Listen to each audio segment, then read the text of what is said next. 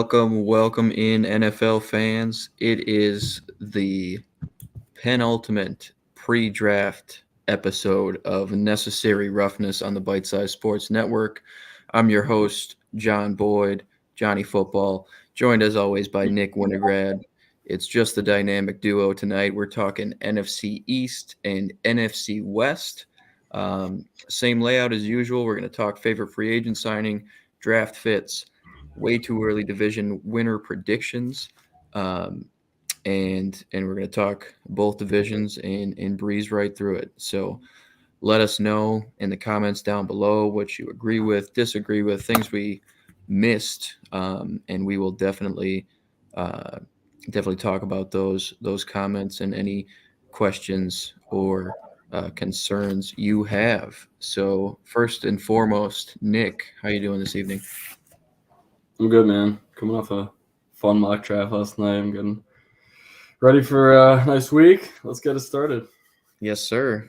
Yeah, we'll have to check our work a little bit on those mock drafts as we talk about draft fits. It was really interesting to see the way the board fell. If you didn't see that last night, we had an 8-man panel doing a full mock draft of the first round last night via the PFN mock draft simulator. No trades, so it didn't get too crazy, but it was definitely an interesting exercise. Um, so let's jump right in. We're going to do NFC West to start. So here, Nick, my friend, who was your favorite free agent signing for this entire division here, between Niners, Rams, Seahawks, and Cardinals? Yeah, I mean, you got to go with Javon Hargrave coming to San Fran. I mean, this guy, he ever since getting drafted, I feel like at 16, he's just been a beast. He's just been an enforcer, a game wrecker, somebody who just you can rely on the defensive front, and you can actually win you a ball game late in the game. He has that type of X factor, like a Von Miller, like a Bradley Chubb. These guys just have that X factor that they can go out there and win you a football game, get a sack when you need. And I think that especially a team that's losing their defensive coordinator, and they're losing so many assets, especially because of obviously D'Amico Ryan's leaving and going to Houston head coach. I think that this was a phenomenal get for the 49ers, and just Javon Hargrave coming over. I feel like for some reason he's been in 49ers his entire career and he just doesn't know it yet, and finally he lands there. So he should have a really good career there. Yeah, it kind of came out of nowhere. I didn't really see the Niners as a player here. When we were talking about Javon Hargrave as a free agent, just spots he might end up. But I think you're right. I mean, even with D'Amico heading out to coach Houston, I think it's really a match made in heaven. Adding him to a front that includes Eric Armstead, Javon Kinlaw, guys like that. Obviously, Dre Greenlaw and Fred Warner on the back end. Or the second level, I should say. Like that front seven stayed really solid. They lost some contributors, but they didn't lose anybody of Javon Hargrave's caliber. And I think he adds a different element, than a guy like, than what they lost with a guy like Charles Omenihu, and Samson Abukum and so on. So, yeah, that's a huge get for them. Probably the best pass rusher on the market, comes over to San Fran and bolsters that defense. So I like that one a lot. I'm going to go interior pass rusher as well, but I like Draymond Jones to the Seattle Seahawks. This was a little bit under the radar as well, but he fits that front really, really well. Really versatile guy. Can rush from the inside or the outside, kind of like a 3-4 defensive end type player, probably rushing from the 3 tech or the 2-eye out of nickel, and maybe out as far as like a 5 tech on early downs, but he's going to stay on the field for them.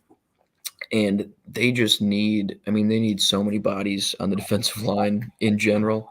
And this was their big splash signing in that department. Also brought over Jaron Reed. But I think Draymond Jones is just going to add the interior pass rush element that they were really lacking last year. A lot's been said about their edge group, but I like Daryl Taylor and Uchenna Nwosu and former Gopher Boye Mafe. Mhm. I think those guys will really be able to take a step forward as a group if they start to get a little bit of push from the inside, and I think Draymond Jones provides that. Yeah. Um, but let's start with Javon Hargrave's team here and the 49ers.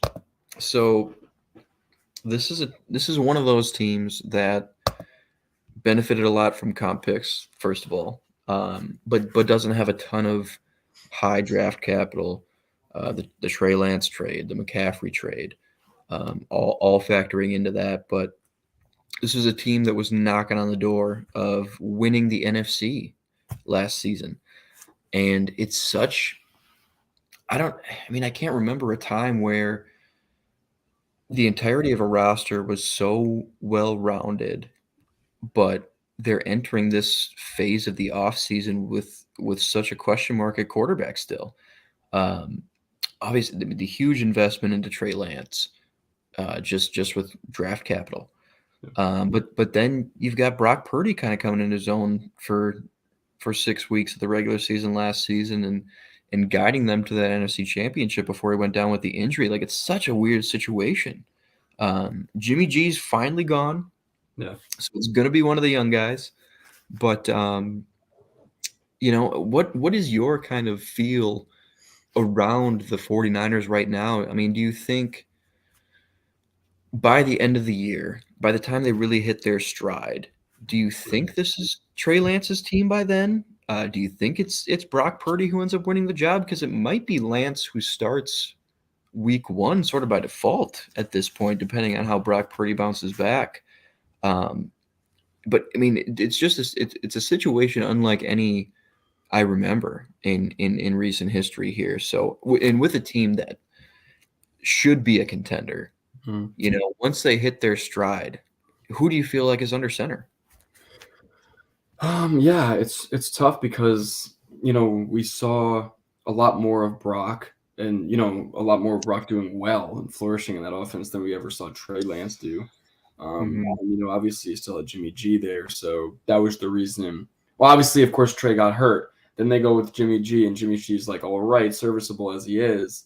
And then Brock comes in, is just an absolute stud. And everyone's like, okay, is it the system in San Fran? Is it actually Brock Purdy being a beast? I don't know. Then Brock Purdy starts to do some other things where we're like, okay, you know what? This guy's actually got some real talent, and he's doing things that we haven't seen out of Jimmy G. Why would Brock be, controlling this offense this way if Jimmy G couldn't do it in the same offense? Obviously, Brock's got some here. Yeah. Okay, so is it Trey Lance that he could kind of come into the same offense and take the reins away from Purdy, or would it be Purdy that the question is, would Purdy just kind of still be the guy, right? So what I'm thinking here is that Brock would probably win the job just because Trey Lance was drafted so high that I feel like this offense doesn't need a superstar quarterback at the helm to flourish. I think they need just somebody that can make the right throw in the right time, get protected, and use the protection the right way. And I thought that Purdy did such a good job, and just especially for a rookie who was Mr. Irrelevant. I mean, if you're drafted at Mr. Irrelevant, you could either see it one or two ways. You could see it, obviously, I'm in the NFL, but I'm barely in the NFL as a draft pick, right? Or you can see it as, hey, I got a chip on my shoulder. All these other teams didn't really care enough to draft me. They didn't see me as a guy that they want on their roster. And he's obviously drafted to a really, really talented team with a great, foundation and a great head coach. So I think that at the end of the day, ultimately it'll be Brock Purdy that wins this job just because of how much initial success he had with his team. And I think that he doesn't lose that if and when he comes back healthy. Trey Lance just kind of makes too many mistakes for my liking, and I just think that he'll kind of diminish this offense while Brock Purdy really doesn't take anything away and really only adds. Yeah, you kind of feel like he won that locker room last year with that run he went on, right? Yeah. Yeah, I'm Sure. kind of with you there. The only thing I consider kind of on the opposite side of that argument is, Mhm. if Kyle Shanahan has a full training camp preseason to kind of build this offense around a guy who can use his legs a little bit more, the way Trey Lance can, that could make it a really interesting unit. And it is one too that it can't be really overstated, how important continuity is on the offensive line. Yeah. And Yeah. I mean, these guys lost two free agency, three starters on the offensive line, in Mike McGlinchey, Daniel Brunskill, and Jake Brendel. Aaron Banks will be back. Trent Williams obviously will be back, who's the most important piece. So that left side of the line, the blind side's intact. But with that being said, I think they hit it pretty hard in the draft. But with the novelty on that unit, it might be a bit of a crutch for them to lean on the zone read ability of a Trey Lance if they're able to install that stuff early. I think there were two kind of 1 foot in, 1 foot out with that sort of offense when they were considering, is Jimmy G going to be the starter? Is Trey Lance going to be the starter? I don't think they were fully into, hey, we're going to install these quarterback runs in the preseason. We're going to lean into the athleticism of the quarterback because we know he's going to be the starter. Um, I think for that reason they weren't able to invest as much time in practice and preparation, uh, to that element of the offense. So I think that's a sneaky reason that they could lean Trey Lance. But I think ultimately I agree with you. If this offense is operating you know at full capacity, um, and it really is that classic Shanahan offense we're used to. I think Purdy's the guy to manage that. Um, unless we see a huge step forward from Trey Lance. The one game we saw from him was the shitty Chicago game, which was, I mean, shitty in all respects. The weather, his performance was mediocre, but it just wasn't. It wasn't a great evaluation, or a great basis for evaluation for him. I think for that reason, um, and that was kind of all we saw. So I'm curious to see if he's taken that step forward, and is ready for it. Because, I mean, at least as a front office, I know it's different in the locker room, and I know it's different on the coaching staff, but at least as a front office, you've got to hope he's ready to take the mantle, at quarterback with the steep investment you have in him. Um, but that doesn't really matter once you get on the field. So that's a really it's going to be a really interesting developing story, I think, early on. Um, we're looking at their draft capital rolling on the bottom of the screen right now. A lot of that is comp picks from some players who left, D'Amico Ryans who left.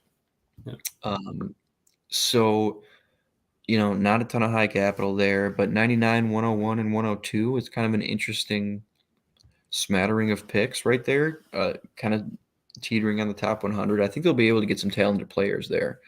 Mhm. And if they hit on those, they could fill some holes.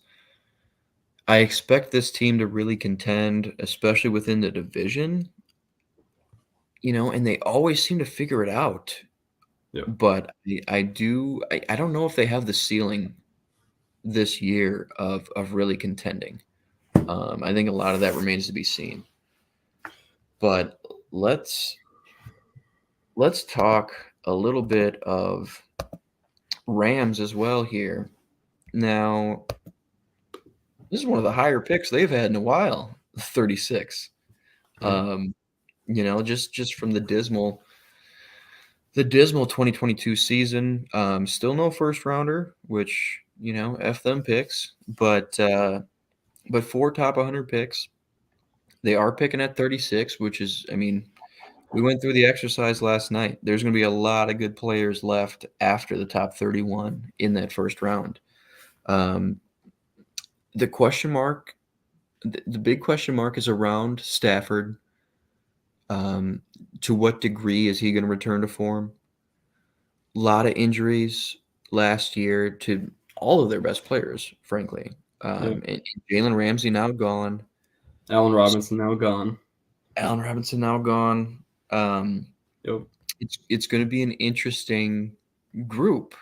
Um, but how do you feel about this team's ceiling? I mean, they were the worst, one of the worst defending Super Bowl champions ever. In terms Yeah. of their follow up season.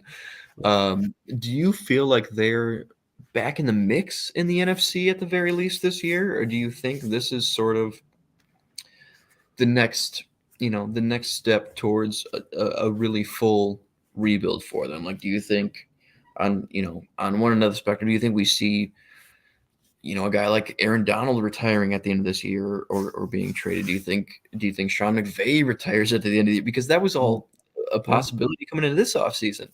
Um, but do you think they kind of come back to relevancy this year? What's your feeling on the Rams? Okay, so my feeling on the Rams is that they hit their peak with this roster when they won the Super Bowl, right? Chips Uh, were in the middle, yeah. yeah. So they have McVay. They trade for Stafford. They make these moves, fuck them picks, get Von Miller, get Odell, and it worked out. They were so good early in the year, and then they started losing a little bit. And it was like, oh, like Tampa Bay, beat them in their own house, and it was like maybe Tampa's just better than them. And then obviously, they beat him in the playoffs and ultimately won the Super Bowl, and that was awesome. Very happy for McVay and Stafford to finally get that ring after being in Detroit for so long and not doing anything.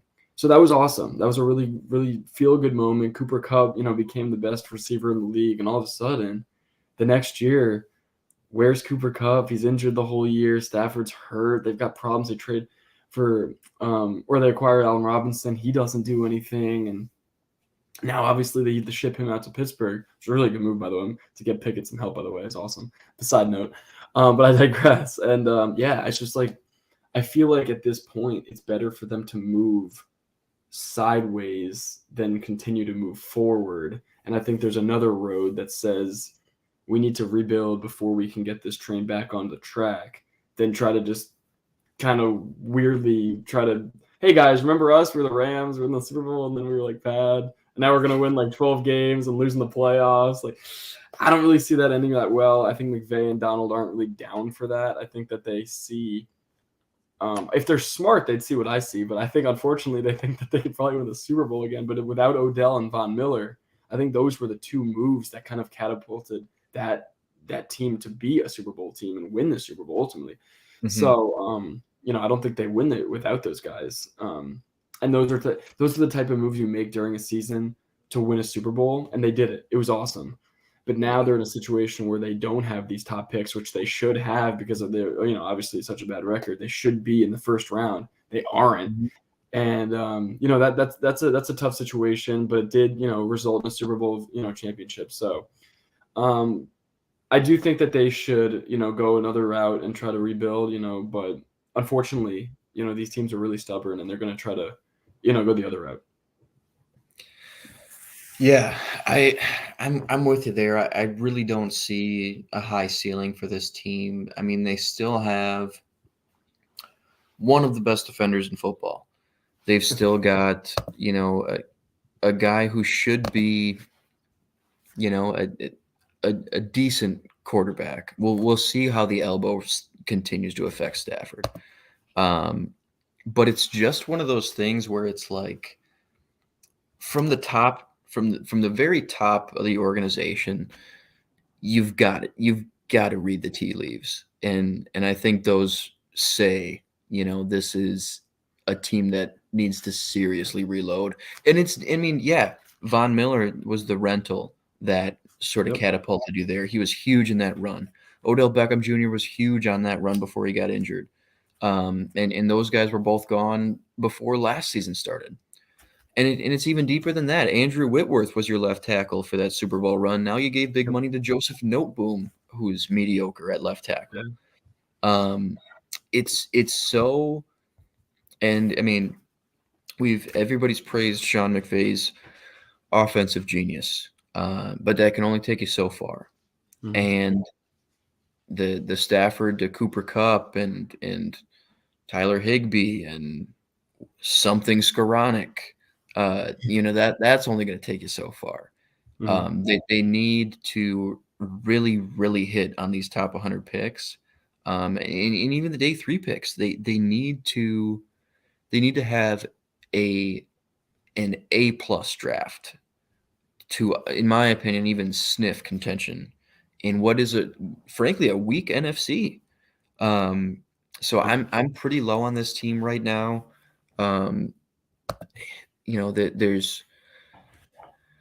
There's a little bit of reason to be optimistic. They do have a lot more draft capital than they're used to, but at the same time, I think it was lightning in a bottle in 2021, and everything sort of aligned for them. And I don't see. I mean, it's a short-term strategy that they hit on, and it worked, but it's not necessarily a blueprint to follow, and it's not something that's sustainable, like It's you not. mentioned. Yeah. No. They'd have to they'd have to be sitting at 5-2 or something, and go shell out their next couple of first-round picks for some vets, um, and they don't have the infrastructure for it, especially with Ramsey gone. That secondary's in shambles. Taylor Rapp's gone as well. It's just tough. It kind of If I reminds me of one of those. Sorry, go go, ahead. no, yeah, you're good. I just wouldn't be optimistic as a Rams fan right Yeah, now. it just reminds me of one of those situations where you take a bad shot in basketball and it goes in, and it's like, okay, went in. But like if you take that shot again, then your coach is like, what are you doing? Well, I made it last time. Well, Yeah, it's like they took this weird shot, and it's like, oh, it worked. Like, but it's like you don't do it, as you said. It's not a blueprint for other teams. Don't just go to 5-2 and then be like, trade for the best star in the league, trade for another really good star in the league. Don't do that, because now you're in a situation where, yes, you want a title, but I don't want to be like the Kansas City Royals of 2015, where you win one World Series and you're bad for the next 9 years. yep. They did everything they could to win one title, and they do. And then I haven't heard of them since that title win. That's not where you want to be. And as you said, like from the beginning of this, they had one of the worst title defenses I've ever seen. So Yeah, yeah. big Super Bowl hangover. Yeah, but it wasn't that No because they Pedialyte in weren't that sight. great. Yeah, Yeah, exactly. exactly. Yeah. Flaming hot take in the chat right here. Keep them Yeah. coming, by the way. Keep them coming, by the way. We've got the Seattle Seahawks up next, who, I think if we had this same conversation this time last year, Mhm. we'd say, man, April 2023, I think the Seahawks are still going to be hurt, and they're going to still be in the middle of that rebuild. But now you have a team that cracked the playoffs last season. They've got 3 top 40 picks, Yeah. 2 in the top 20, coming off a tremendous draft from last season that really catapulted them back into quasi contention. And you hit on a veteran free agent in Geno Smith, who you went ahead and extended 3 years Mhm. to, I think, attack a win now window. So with this 5 and 20 pick, if they hit on these, all of a sudden I think we're talking about, a potential favorite in this division. Um, Stop me where I'm lying, but this team, I think, has right now the best opportunity out of any team in this division to sort of cement themselves as maybe not a favorite, but as a playoff contender. And I think this is the team. Obviously, you're right there as the 49ers. You're too close to not go all in and try and build the best roster around whomever you have under center. Mhm. But as the Seahawks right now, finding passable quarterback play from Geno Smith last year, led the league in completion percentage. Yeah.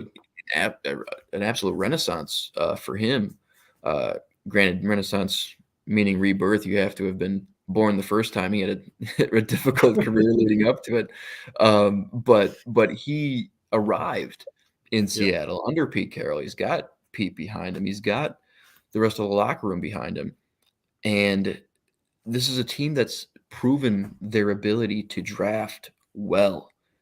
And I mean, with the 5 pick and the 20 pick and 37, even at top end of the second round,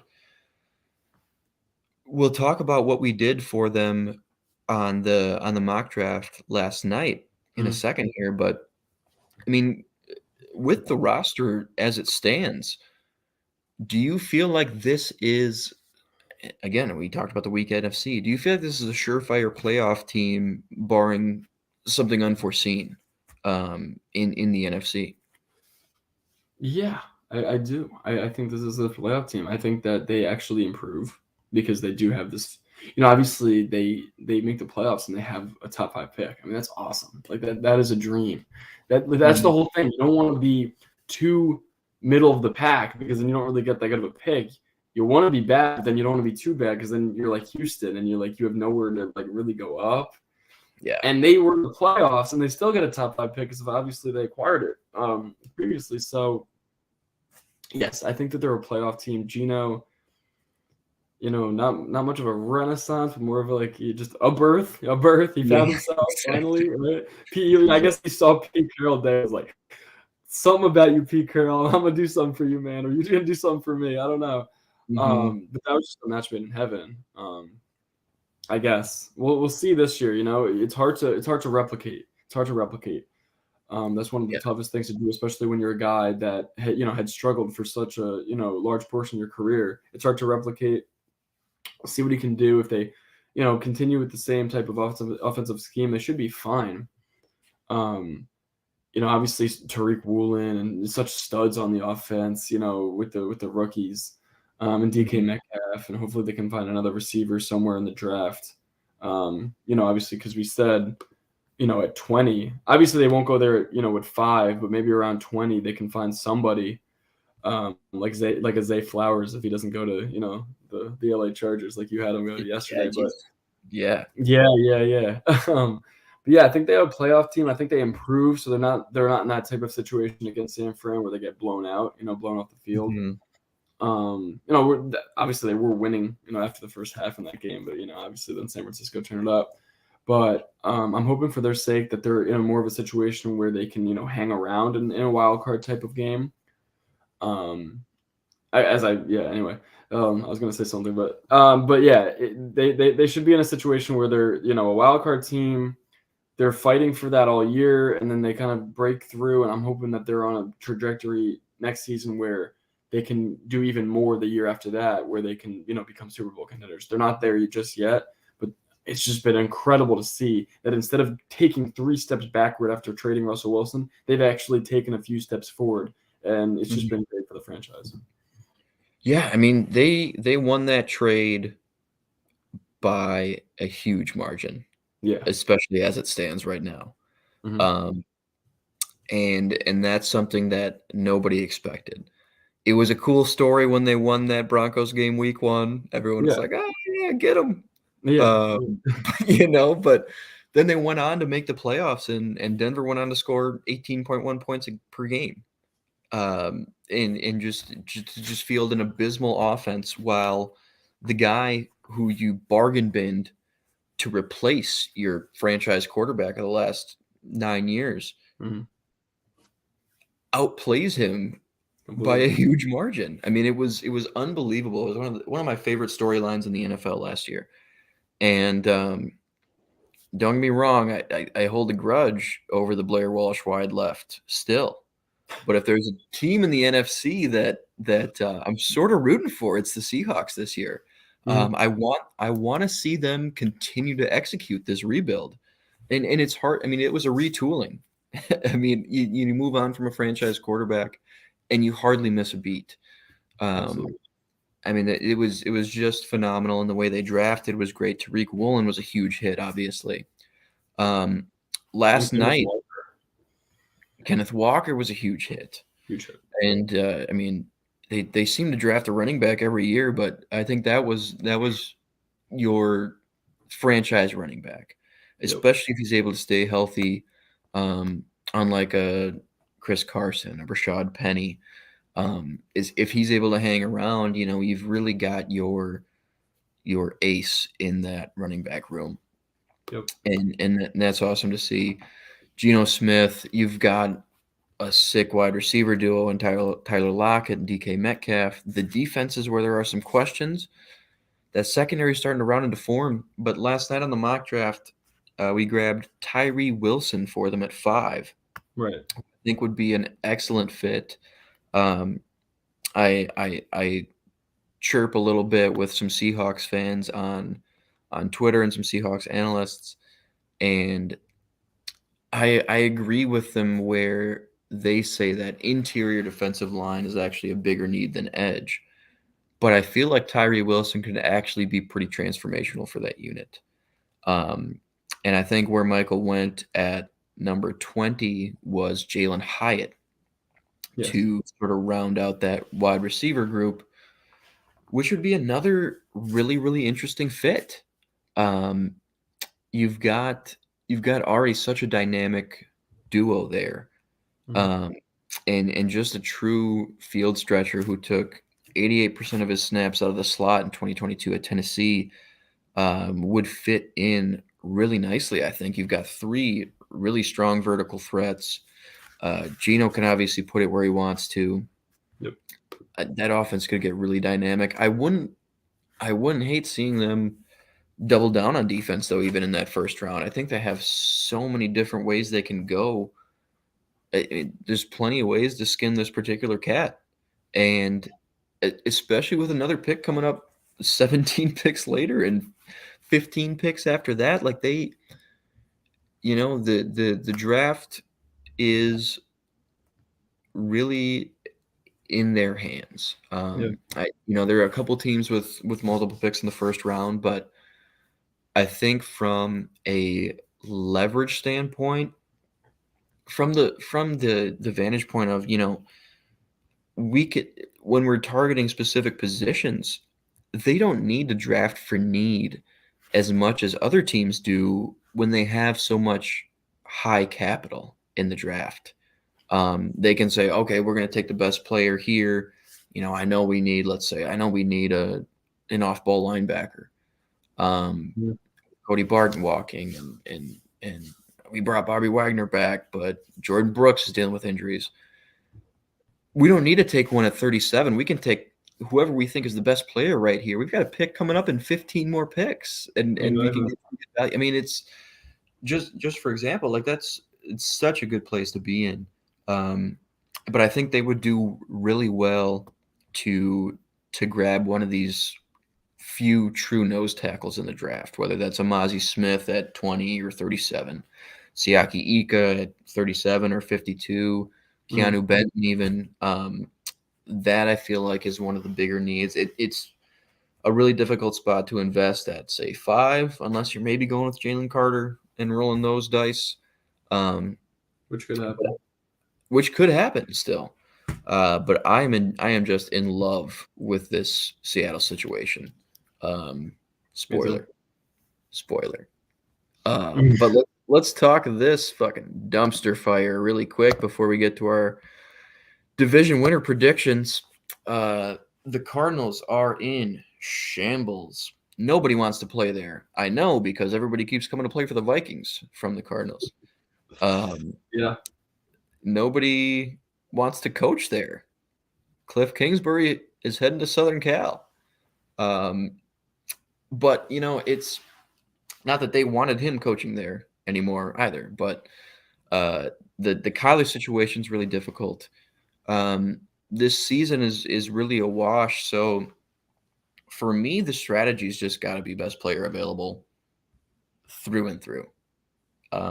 Because this is, I mean, you're really at ground zero of this rebuild, in my opinion. You've got Chandler Jones obviously walked before last year. You got the J.J. Watt retiring. You have an aging tackle duo, an aging center, a quarterback who's going to miss 8 to 12 games at a minimum. So this year's really a wash. We took Will Anderson for them at 3 last night, which, if they don't trade down, seems like the way they'll go. The zeitgeist on Cardinals social media and Twitter and within those groups of analysts seems like they're really in love with Will Anderson. But we talked about some of the scenarios that could really benefit them last night on the mock. Like, if it goes, even if it goes Bryce Stroud, and then you're sitting there, the pick before the Colts, who are a quarterback needy team, you can really ramp up the price on somebody trying to jump the Colts, and try to get whoever their QB3 is, Richardson or Levis or, probably one of those two. Maybe Hooker if you're yeah, exactly. But I think they could have a lot of leverage right there and turn what already is a pretty juicy set of top 100 picks into even more.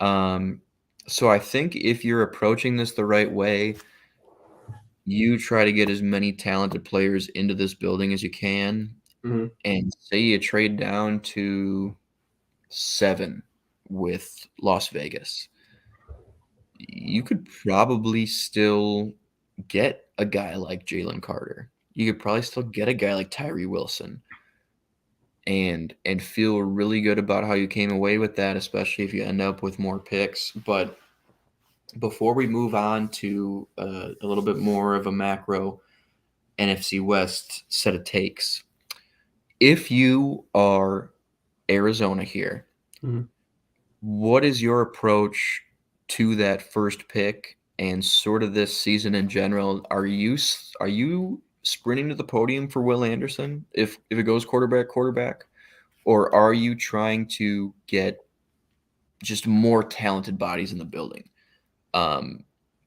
Is it sort of are you going for the blue chip guy and calling it a day? Or are you just saying, hey man, let's just there's a dearth of talent at almost every position.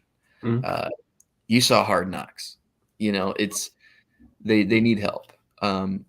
Which way do you approach it there? Do you go for that bona fide edge rusher in Will Anderson, or do you try and find maybe a second tier edge rusher and accrue more capital? What's your approach if you're the Cardinals GM? This is so easy for me. I don't know if other people would think that they should just go for Will, but I just think that's completely the wrong move. I think you trade down and get as many draft capital picks as possible and just bring in like 3 to 5 more guys, on Friday morning that you could be proud of, that you drafted and you're bringing into this organization, because there's been so many situations, and namely last season with Denver, where you have a guy like Bradley Chubb, and it's like, what's the point of him being on this roster? Because this offense is so anemic, so porous, so pathetic, that why is he here? We got to ship him out. He's going to Miami. So you make this draft pick to get Will Anderson, and now you have a really, really solid star-studded type player and nothing else. And it's like, what are we doing here, guys? Obviously they've got 34, 66, 96, 48, day 3 picks, right? But if you could get 7 and like 17 and just like and stay within the top 20, because as we saw in the mock last night, there are so many guys that are like, when we finished that first round mock draft, we were thinking like, why didn't we draft this guy? We're like, why didn't we get that guy? He's totally worthy of being in the first round. So if you can get as many draft picks as possible for this number 3 pick, I would do it. And I really wouldn't be surprised if, after those, first 2 quarterbacks are off the board, if that happens, Adam Schefter is like, Arizona Cardinals are making a trade. And I'd be so happy. I'd be like, okay, good. Because I don't think that, just getting an edge rusher that can really bolster your defense is the right move here, because if you're going to bolster your defense, you need more than one guy, and you need more than one guy to, bolster your team overall. So the approach is obvious to me. I think it's completely that you try to trade down and let maybe a Las Vegas get somebody like a Will Levis at 3 if they really think they need him there. Because they're the Raiders. They screw up a lot. They could totally, Yeah, they if do. they get on the phone, you're like, oh yes, the Las Vegas, perfect. Yeah. They're gonna try to do this. And I think that totally the move is to get as many bodies in here as possible. I think that's what the Jets did last year, and it really worked out. And I think that's what you do here. Yeah, Alex Leatherwood, Henry Ruggs, Yeah. Trayvon Mullen. Yeah. Should I keep going? Yeah, I mean, you're right. I think that's a team you could probably dog in a trade there, and I'm with you on that approach, because I also feel like this is a roster, and frankly, from the vibe around that organization, we'll see what Jonathan Gannon's able to do to change that culture, and redirect it. But this is probably 2 years away. So if you're grabbing in this trade down, if you're grabbing a 2024 first on top of moving down 4, 6, 10 picks, I think that's also prudent, because you're going to make use of that additional capital, whether it's in this draft or next. And Kyler Murray's still young. Kyler Murray's still locked up. So even if you're, and he should be, probably, if that's still your guy, you've probably still got a pretty large window past 2024 to target when you're thinking about this rebuild on a macro scale. So I'm with you there. Before we dive into division winner prediction, which might be tied to this question as well, but given the kind of weird situation in the West out here, who, in your opinion, if you had to predict, will have the best season of all the NFC West quarterbacks? And let us know down in the comments too what you think about this question, because the more you think about it, it's like, oh, it's obviously Stafford. Stafford's the most talented quarterback, and you're like, Stafford's coming off the PCL thing. Stafford's coming off an injury-ridden season on a pretty lowly roster with a below average offensive line. And then you might say, oh, it's got to be Geno, but Geno's only shown us 1 year of that production. You don't know who's going to be under center for the Niners necessarily. You don't know who's going to be under center for the Cardinals necessarily. So I thought that was a really interesting question. So who is your kind of gut feeling on who you think will have the best season under center in this particular division? Oh, what a tough question. It's loaded too, because there's so many potential answers. Yeah. It's not okay. So the bottom feeders of this division, in my opinion, will be okay, there's only one. Okay, it's Arizona. All right. Like, there's really not. Oh man. All right, so it's not going to be Arizona's quarterback, because it's just not, because Kyler's not going to be there. Seattle, I'm going to cross off, just because even if he leads the league in completion percentage again, but doesn't lead them to 11, 12, 13 wins, and another quarterback in that division does, then I feel like that quarterback has a better season. So I'm going to cross off Geno. And it's really between Stafford and whoever San Francisco's QB is. So I know that it's annoying that I'm going with Stafford, but I think out of default, I think he will have a bounce back season. And as I said, for Los Angeles, I wish he wouldn't. I wish that they would prove that they really shouldn't be going in this stupid yellow brick road that they're doing. I think they should go another option. Yeah. But they're not going to, and thus they will probably end up having the best quarterback of the division. Especially with Cooper being back, and they've got such a good culture there. And he obviously he's an elite status type quarterback. So I'm thinking it's going to be Matt Stafford. If Brock was playing the whole entire season, it would make it so much tougher. But I've seen so many reports where it's I don't even know if Brock Purdy's going to play at all, and it's not going to be Trey Lance. It totally could be, and he could just be a star. Just couldn't really see it in his first real season of NFL action. So if it's between Gino and Matt, I'm going to go with Matt just because I need to see it again, and I've seen it so many times out of Stafford. Yeah. Yeah, that's true. And I do think Stafford's the most talented quarterback in the division, bar none. Mm-hmm. Even if we see Trey Lance take that step forward, even if David Blau has a huge year down in Arizona. No, I'm just kidding. That's going to happen.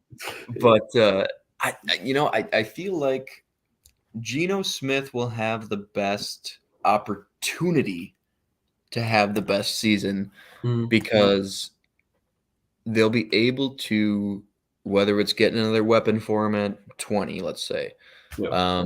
whether they go O-line in somewhere in the top 50, I think he could be pretty well cocooned to, to have another strong season.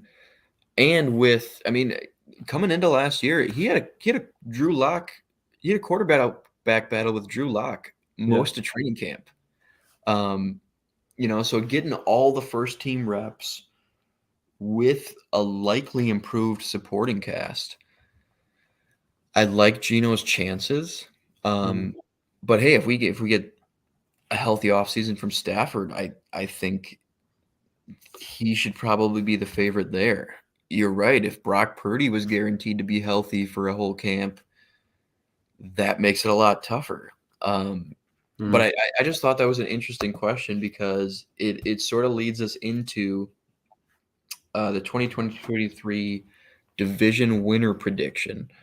So I'll give you the floor to start here. NFC West, way too early. 2023 division winner. Who you got? All right. Okay, so I'm gonna go with the LA Rams.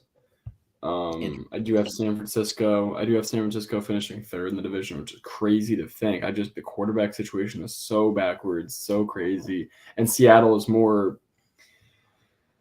I mean, I was say I got another thing about San Francisco. They lost their defensive coordinator, who they had for years, and they lost Jimmy Ward, and Seattle's more of a well-oiled machine, in my opinion, just because of what we saw last year, and Pete Carroll having that ability to just continue on, without any rebuild. Very impressive. So they're my second in the division. But yeah, LA, they're going to be coming off a really tough season after winning the Super Bowl. I think that they bounce back and win this thing with like 12 or 13 wins, which would be really surprising. But I do think that'll happen.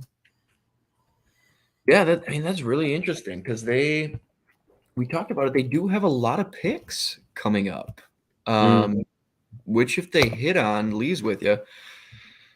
If they hit on most of them, like all of a sudden, this is a team that's kind of turned it around. I'm gonna go with the Seahawks. Okay. By a hair. You sort of mentioned my thinking on it. I think this is the only team in the division that right now is actually on an upward trajectory.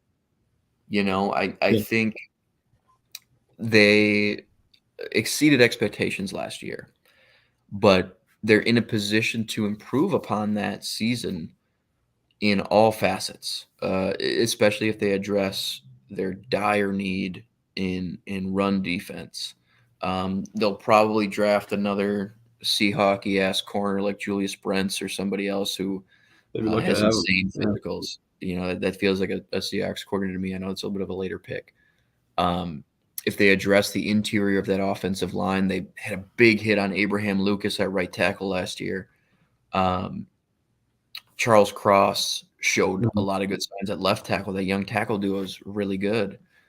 Yeah.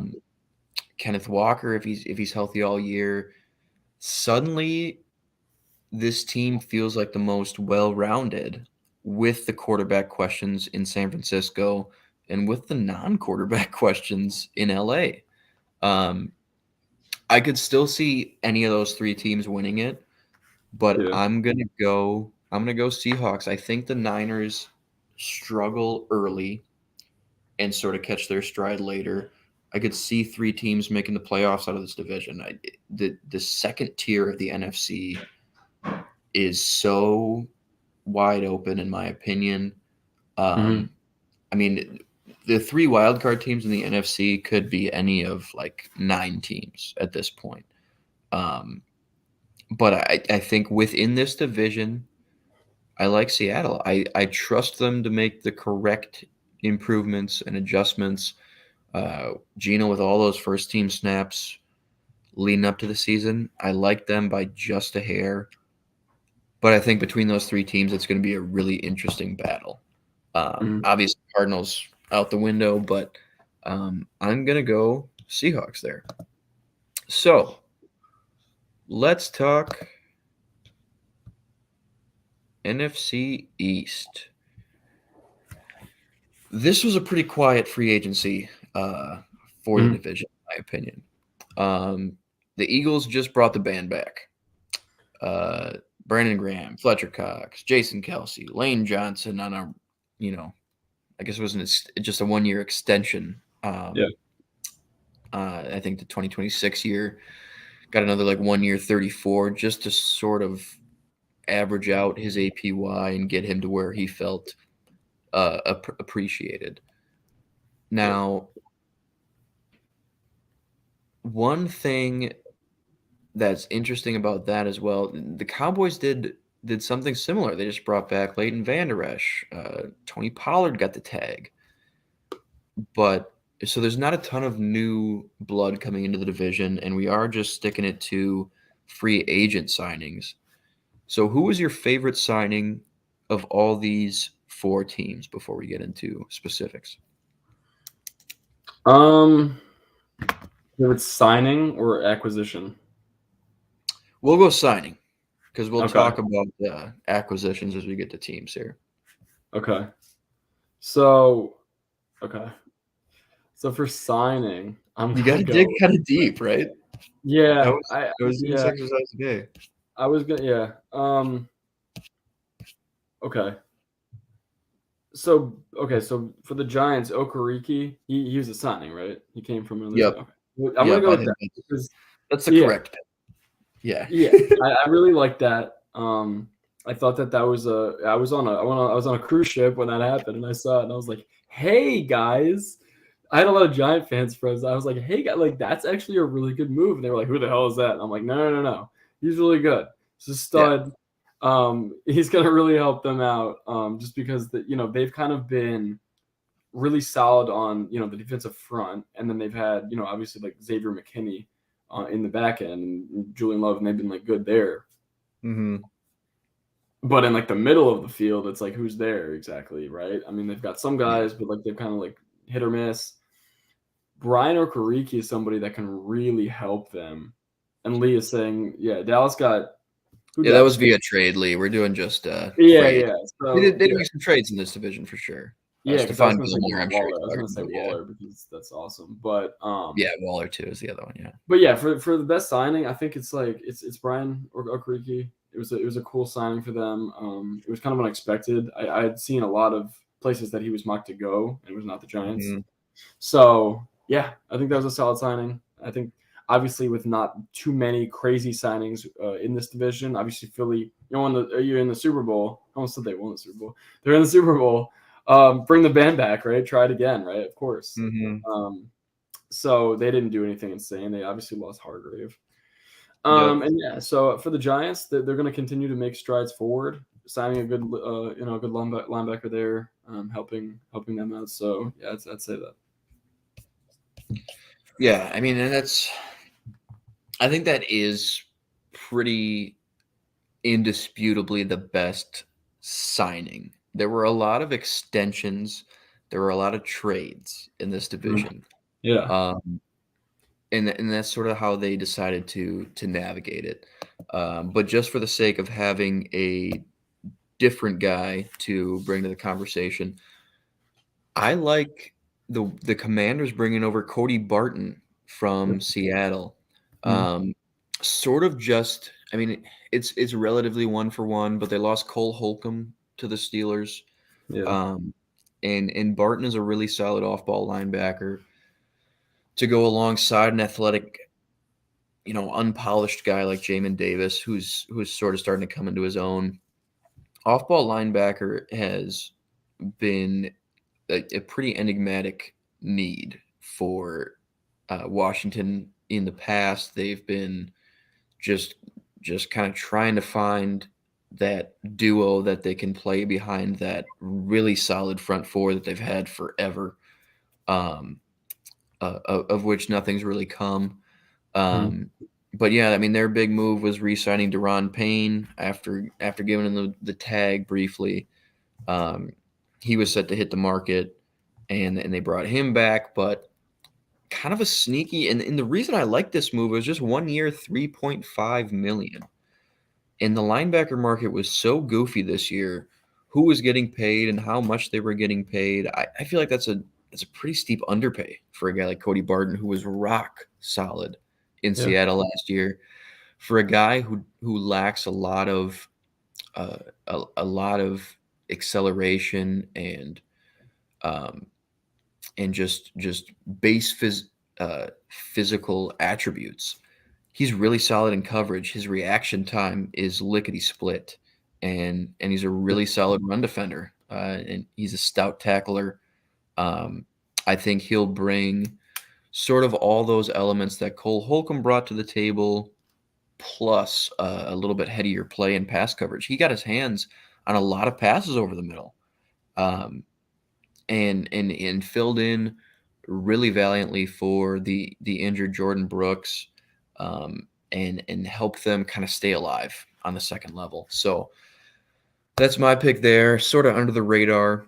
But Yeah. we're going to talk Commanders to start. Um, I mentioned they brought back Deron Payne. They've got some interesting pieces. There's a lot of contention right now around Chase Young's future with the team.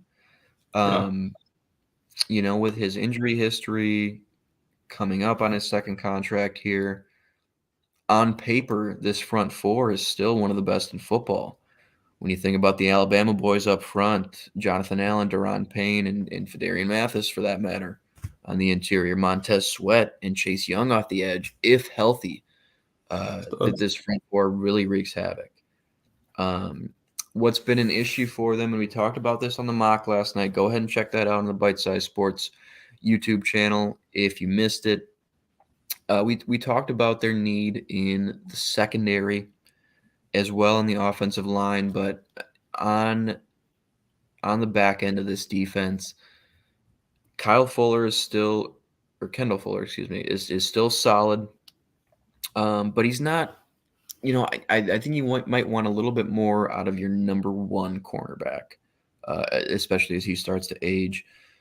Benjamin St. Juste, former Gopher, Scott Yuma, really long physical corner, really solid Yeah. boundary corner. Actually gave the Vikings fits when he was matched up with Justin Jefferson, which were pretty few and far between. But Yeah. his length is a problem on the outside.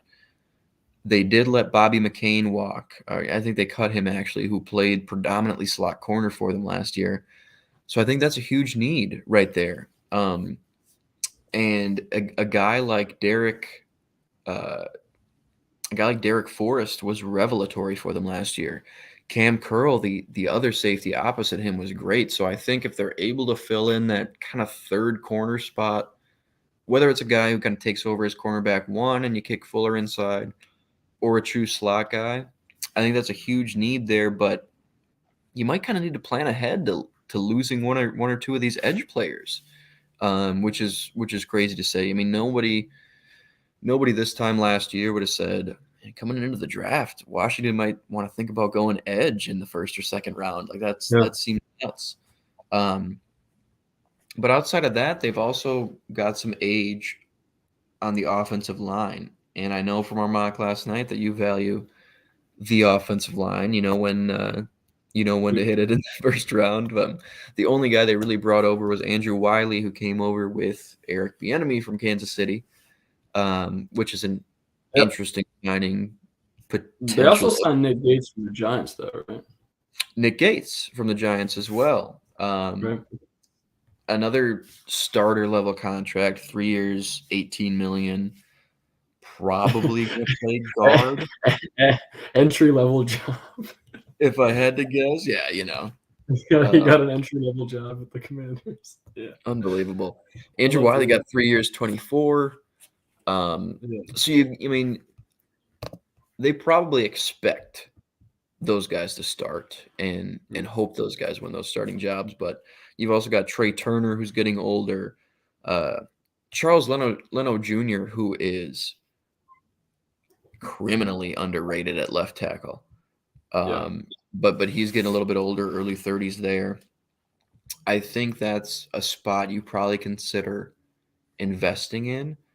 But if you were Commanders GM coming into this particular draft, what's your dream scenario at 16? Um, whether that's a specific player, Mhm. who's your dream fit at 16? So yeah, I think that for the Commanders, there are literally four um, Go corners on. slash safeties that are literally right there for them if they want them. There's going to be there's a high possibility there's Brian Branch, Deontay Banks, Julius Brents, and Joey Porter Jr. that are in that range of where they're drafting at 16. Um, so I think that if all four of those guys, I've seen them mocked in a mock where literally they went four in a row. So they went to the Packers, Washington, Steelers, and the Lions at 15, 16, 17, 18. So Hmm. in that case, one of four has to be there for them. There's no way that any of them wouldn't be, or at least one, right? So I'm thinking that they grab one of those four guys. The O line is an issue, and they could always try to get somebody like Torrance, which that would break my heart because I love him. But like if they want to go that route, they could do that, or always having that opportunity of drafting a guy like Darnell Wright or Roger Jones. If those guys are there, okay, fine. I love the trenches. I understand it. Hmm. But if they aren't there, and you'd rather or you value or if you value somebody like Torrance as more of a 20 plus guy, which I do, um, then I would go with a corner or a safety here because this is definitely a position of need. They haven't had a good one in a little while, so definitely shoring up that secondary is never an issue and never a problem. Um, or it's not a thing that you're going to worry about, So yeah, I think that you get somebody like that, a Joey Porter, somebody like Deontay Banks, Julius Brents. These guys are studs coming out, and I think they draft somebody like that. Yeah. You guys let Devin Witherspoon fall to me at 16 for the Commanders last night, which Yeah, I don't quite see happening, but no, you know, I think Brian Branch would fill that slot corner void beautifully. Um, I think, yeah, it's tough to pass on a guy like Broderick Jones, um, yeah, even Darnell Wright, because you've got Andrew Wiley at right tackle. Or even because you've mm, got Charles Leno at left. I think he's going into his age 33 season. Um, that's and it's also a team that you've got to feel like is a year or two away. I mean, this is probably the fourth best team in the division, any way you slice it. yeah, Um, so investing in that offensive line to be ready for your eventual QB of the future, I think is a fine way to go. When you're talking about immediate need, I think you're right. I think it is one of those top corners that's likely to fall there when you've got yeah, 3 to 4 quarterbacks going in the top 10. When you've got probably multiple tackles going up top, I think some of those guys are inevitably going to slip. Um, but yeah, I think either way they go, can't really go wrong there, especially when it's not really a win now window for them necessarily. yeah. Now let's talk about the Daniel Jones led New York Football Giants. We talked a lot about that contract extension, so we won't get too into the weeds with it Mm, there. But one thing I want to ask you about it is, so we grabbed Quentin Johnston for them at 25 last night. what do you think the Giants need to do in order to put Daniel Jones in a position to really earn his keep with that 40 million annual average, um, to really earn that paycheck? I mean, do you think it's weapons on the outside? Do you think it's sort of retooling that offensive line? Um, what do you think is the biggest need to sort of put Danny Dimes in a position to succeed? So it's interesting because they're at 25, and in this type of draft, the best need for the New York Giants is interior offensive lineman or corner, right? However, at 25, you might be reaching for one that might be going a little later. It may be in the second Yeah, round. So I don't want to be doing that if I'm Joe Shane and Brian Dable. I don't want to be doing that. So it might just be is Zay Flowers, Quentin Johnston, um, one of those dudes, one of these quick wide receivers, TCU, Boston College guys that are just gonna come in and help Daniel actually, earn his keep. And like, there's been so many problems with the wide receiver room, and then there's been so many problems with the offensive line. So while this defense is really solid and Brian Dable is a wizard, we kind of saw in that Eagles game what the problems were because they got dominated from start to finish. It was like they got run off the field in the first half, maybe even the first quarter, where it it was was like ugly. the Eagles aren't stopping scoring and you guys don't have enough on offense to keep up. Hmm. So we need to figure something out here. Yes, you'd like to get one of these corners because they're really, it's, in my opinion, it's the biggest tight end / cornerback draft I've seen in a long time. Either way you slice it, it's big for both of those positions. Oh yeah. Right. So yes, you'd like to get one of those guys, but I feel like at 25, those corners are going to be gone, and guys like Broderick Jones and Paris, and all these guys, Peter Skronsky and Osiris Tyrants and all these guys, they're going to be gone. What's his name? Anton Harrison, right? He might be the last one, and he's more of a later than you / second round guy. So in this moment at 25, if they don't want to trade up or trade down, if they are picking at 25, it's either Quentin Johnston, it's Zay Flowers if he's still there, it's somebody like that, maybe a Jalen Wyatt or Hyatt, sorry, one of these guys.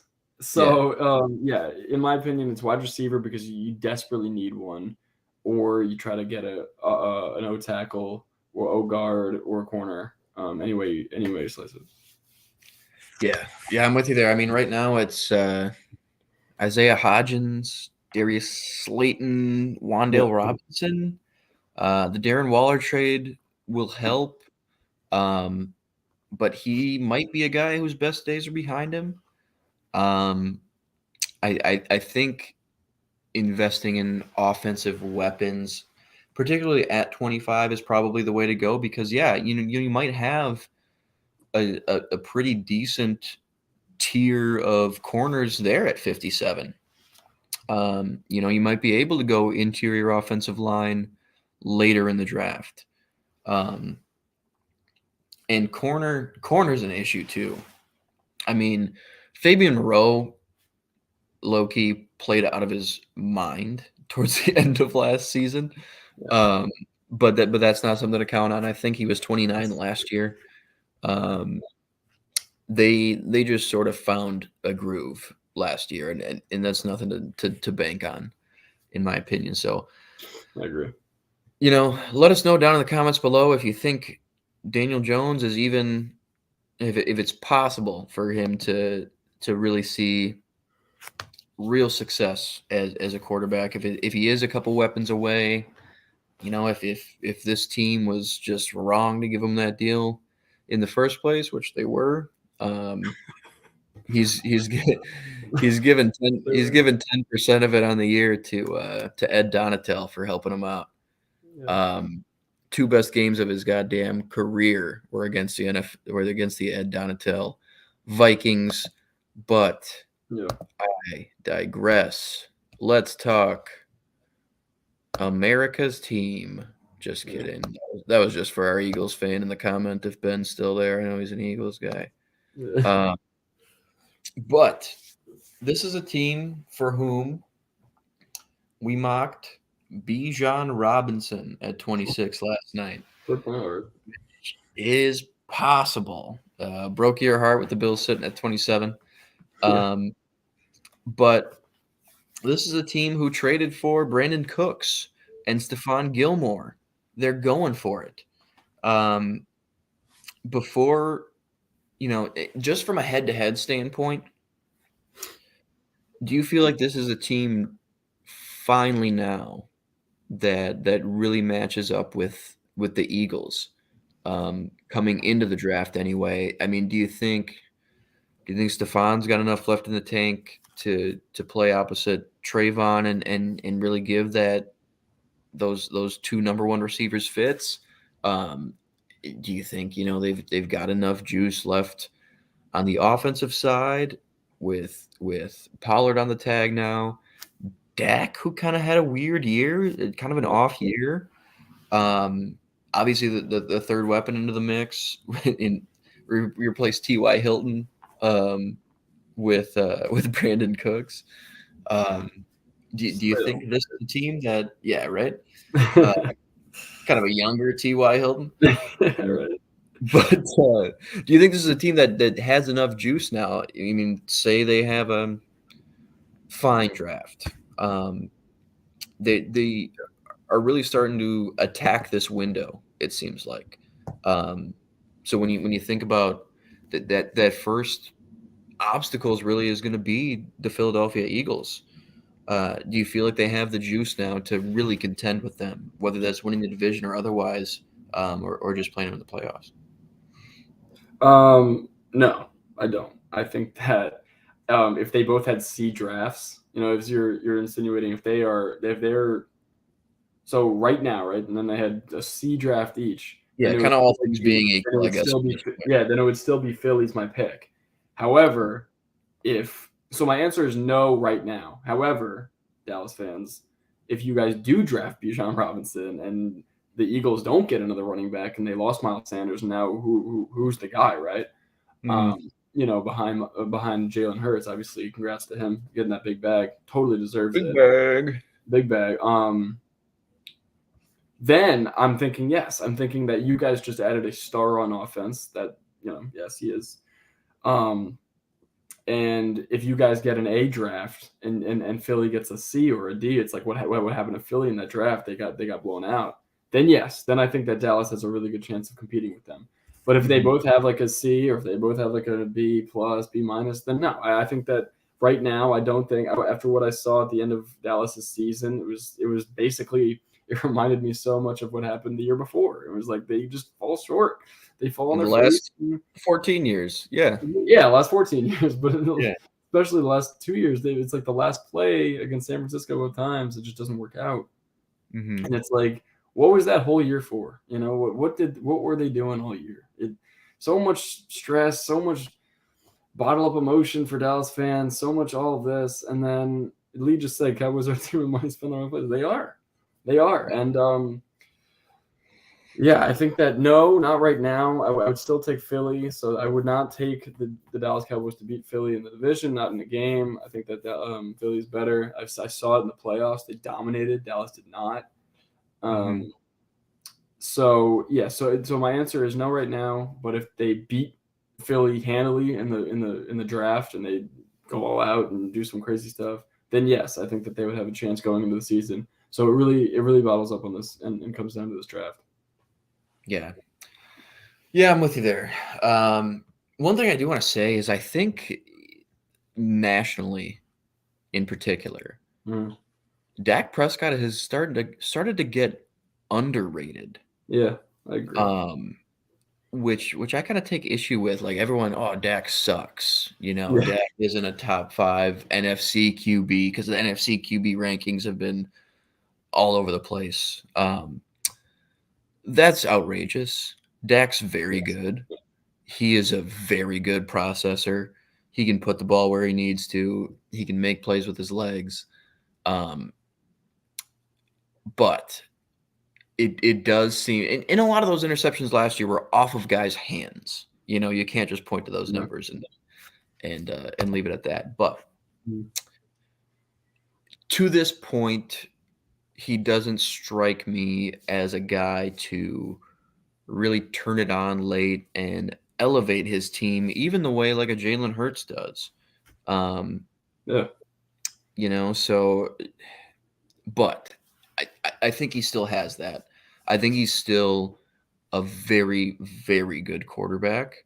Yes. Um, and I think he's the right guy for Dallas.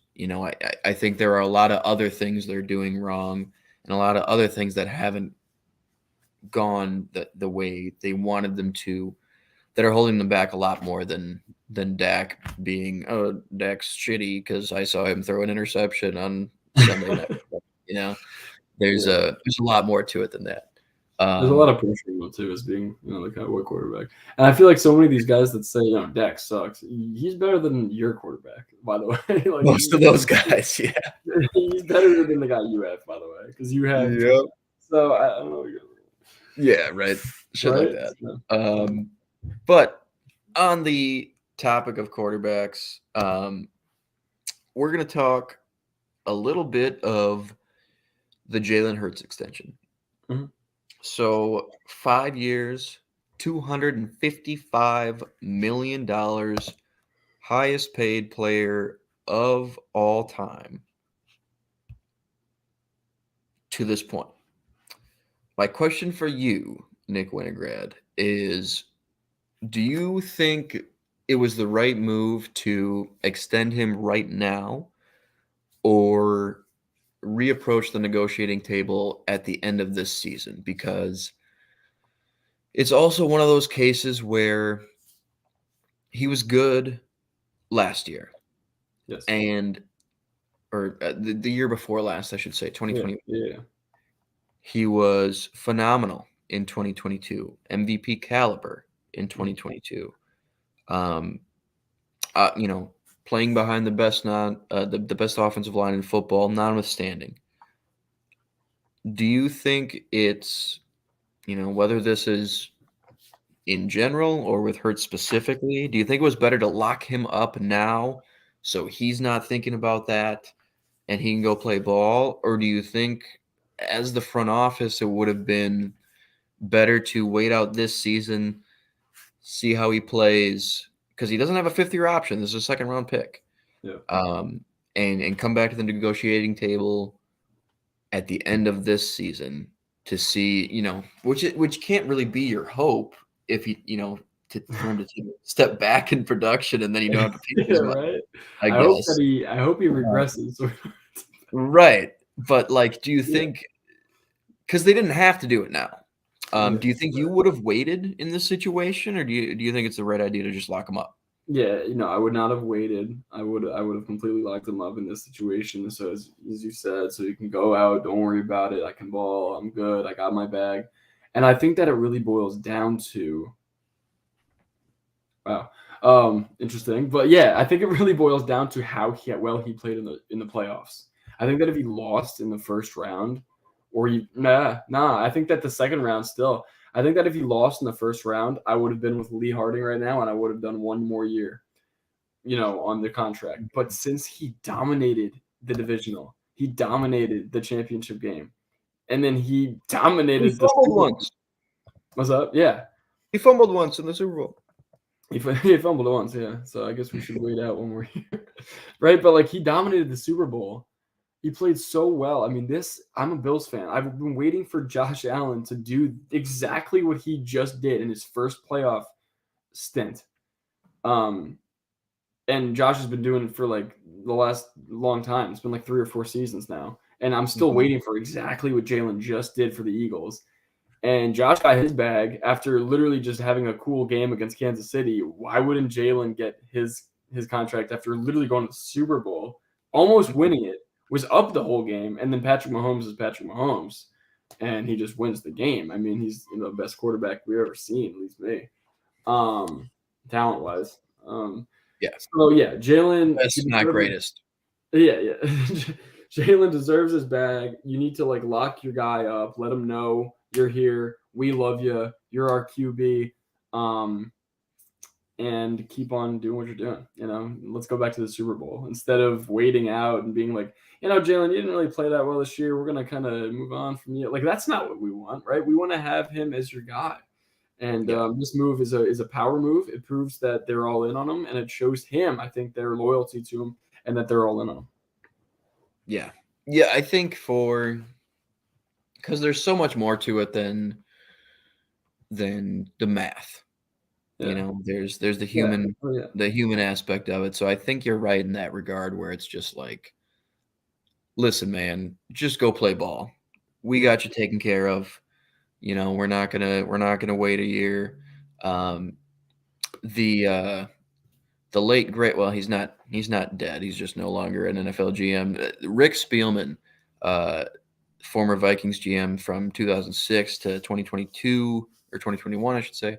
Mm-hmm. Um, one of the things he always said was he liked, just from a relationship standpoint, to extend players 1 year early before their contract expired, to sort of give them that injury insurance, Yeah. um, just because he felt that was a way to sort of connect with the players and level with them, where it's like, hey, man, I'll come to you a year early with this extension.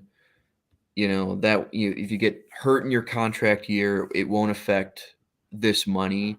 But then there was sort of a way for him to negotiate the total number down a little bit. So kind of the give Mm-hmm. and take of, hey, we'll give you this a year early. You don't have to play your contract year, worried about getting hurt and fumbling the bag in that sense. Yeah. But work with me a little bit on the price there. Um, and another thing about the price with Jalen is, if you do the extension a year early, you're probably saving money down the road than if you did it this time next year, just because there will be more quarterback contracts that have hit since then. You might Yeah. get the Herbert extension, the Burrow extension before that, and all of a sudden that market's reset, and Hurts goes out and has another MVP caliber year. You're Yeah. sitting there at the behest of the QB market, even more so, and that's only going to inflate. So I think from a number of angles, it's probably the right way to go. Um, Mm-hmm.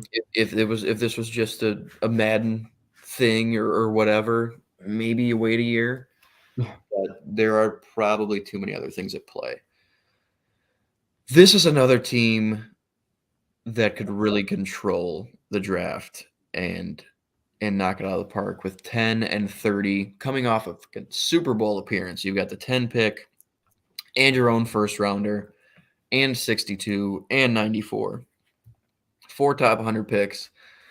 No other picks till the 7th, but hey, they could do some serious damage here. Yeah. What our beloved boss Kev did for the Eagles was very Eagles, in my opinion.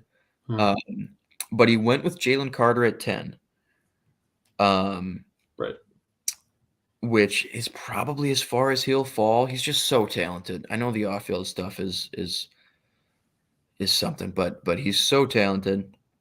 And then he went with Kalijah Cansey at 30, which, I mean, Howie loves that deep rotation on the defensive line. Fletcher Cox is back on a 1 year. Brandon Graham's back on a 1 year. Josh Sweat is a former Pro Bowler, and he's awesome. Hassan Reddick plays edge. And then you've got Jordan Davis on the inside. Javon Hargrave's gone.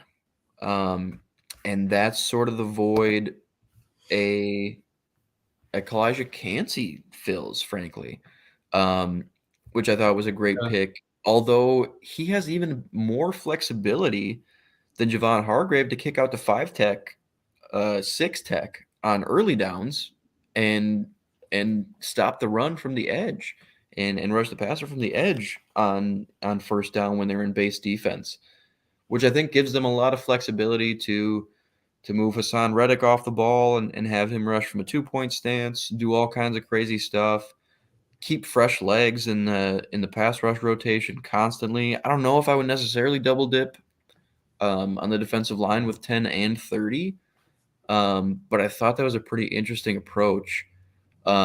Any other, when you think about the way this roster looks and you think about running it back and attacking the Super Bowl window, Hmm. any other positions you would target with either 10 or 30? We'll kind of keep it first round to maximize 2023 for this team. Yeah, I think that there's always that possibility of Miles Murphy or Nolan Smith falling to that point. So you can always look on that like D line or edge, front. But other than that, you could also look at corner. Maybe Witherspoon is there. Yeah. Right. So that's possible as well. It was just such a stud. I'm so excited to see Devon Witherspoon play. He's gonna be really good. So yeah, I just can't believe that they're at 10. I think that I could totally see this Jalen Carter thing completely blowing up in every person's face that thought that it would be a problem. That he, you know what I mean? And he's just like, Mm-hmm. dude, are you kidding me? I got drafted 10th by Philly, and I'm just gonna be a beast. And it's And you're like like, nobody. I nice, we don't care passed on about him because of some anymore. off-field thing, and now the best team in our conference got him. Sick. Yeah, exactly. Yeah, so that would be really frustrating for every human being or owner slash GM that thought this was gonna be a thing, and Jalen's like a new guy, and he's like, dude, I don't care about that anymore. That happened. It's in the past. I'm an amazing player. You guys didn't see that somehow. So if he doesn't go out in the top 5, I'm really actually going to be surprised, and then I'm going to be like, whoever gets him is going to be so lucky because I honestly think that it's just going to blow over, and he's just going to go out and play football. I think that I don't know if it was Kev, but he made an awesome he made a really good point last night. If he does fall to Philly, that's like the perfect situation and scenario that he can go into. It's a situation scenario where it's a good culture already. They know how to win Yeah. already. They have so Yeah, many the guy's guys that forever. are there for him. Yeah. You don't want to Mhm. go to a team where it's like we're a rebuilding team. Who are you? You're the rookie. You have some problems. In Philly, there's no problems, and he comes into a situation where all he has to do is do his job. That's all we need from you. We don't need you to be the new, you know, LeBron. We don't need you to be anything. You just be you, man. And that's the best situation that he could possibly find himself in. Um, so and listen, there's a lot of teams like that could happen because even at Detroit, right? Detroit is solidified themselves now as a team that has that same culture. You come to Yeah. Dan Campbell and Dan will say, "Hey man, we just got Jalen. You're gonna be a beast for us. We got this guy Aiden Hutchinson. He's a beast, right? It's just gonna be so cool if one of those teams can grab him where it's a really good culture. If it's not, then I'm gonna be very interested to see how his career shapes up. It turns out so. I also don't know. I'm going to ask you this. Do you think that they select with both of their first round picks, or do you think they trade one of them? Yeah, that's interesting. I could see them trading down from 10 potentially, Hmm. if they don't like the way the board falls, like say Spoon and Carter are all off the board. Yeah. I don't like the Bijan to Philly prognostications. I don't think A that little too makes a early. ton A of little too sense early. for them. Yeah. It's early, exactly. If that was their inclination, I think they could probably trade down and grab him a little later. Yeah. Um, but yeah, that's interesting. That's something I haven't thought about a ton because Mhm. it seems like there's going to be like between Devin Witherspoon and Jalen Carter. I think if either of them are there at 10, you slam that pick. I agree. Um, the way the roster is constructed. Yeah. Um, and then 30, that could even be a spot they go interior offensive line and go guard and go Torrance or Steve Avila. And Yeah. because I mean, really all they lost in free agency was Isaac Seumalo outside of T.J. Edwards um, and Miles Sanders. Um, Mhm. but I mean that's another way to go. And if they get, I mean, Corner's interesting just because their corner duo, albeit one of the probably top 5 corner duos in football last year, is aging. Um, but we talked about how deep of a corner draft this is. Like, they could slam corner at 62 or 94 and probably feel pretty decent about the way they come out. Um, so, I mean, this is another situation I really envy. You know, last year's success aside, just their position in the draft, the way the roster looks right now, is extremely enviable. So this will be an interesting one, just because I think it's similar to the West, where it's not as wide open because you have a reigning conference champion in the Yes. division. But there might be a couple ways you could go. So I'll start with you. Who you got? 2023 NFC East division winner. Okay. Oh man, it's usually you with the hot takes, but I'm gonna go on this one today. I'm gonna go with the Dallas Cowboys. Oh, I thought you were gonna go Dable, dude. I really did. I was so close. You go Dable train. No, I'm gonna go with Dallas. Okay. I think they figured it out. I think so the reason that I'm not gonna go with the Eagles is because I see a little bit of a Super Bowl hangover. I know they didn't win, but they kind of had a Super Bowl hangover last time they won.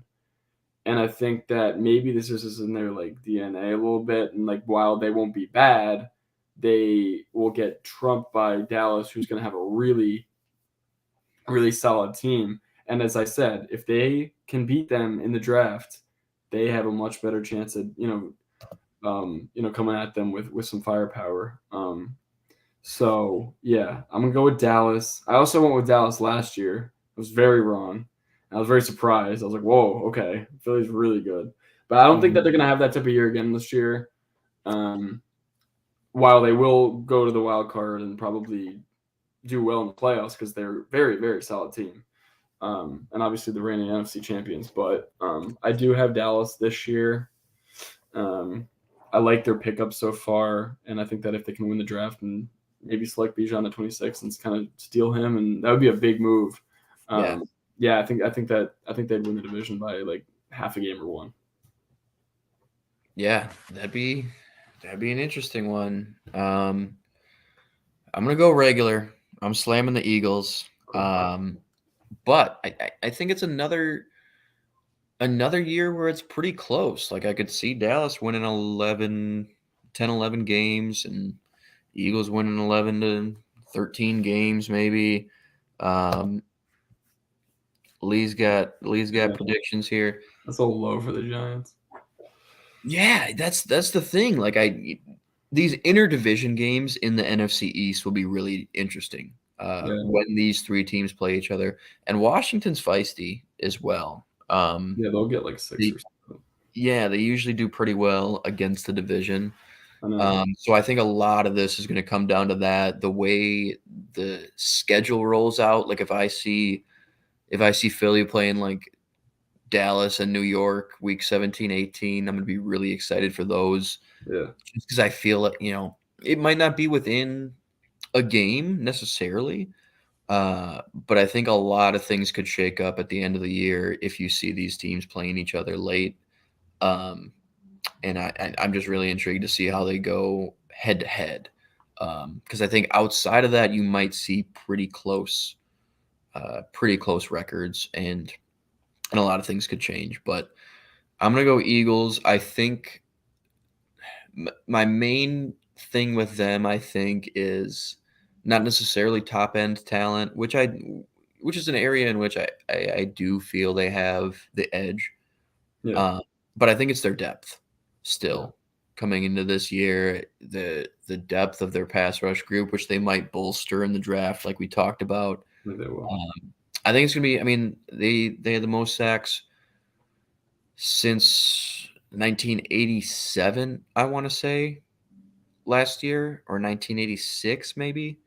One of the teams in that top 3 was my 1987 Vikings with Chris Dolman and Defensive Player of the Year Keith Millard.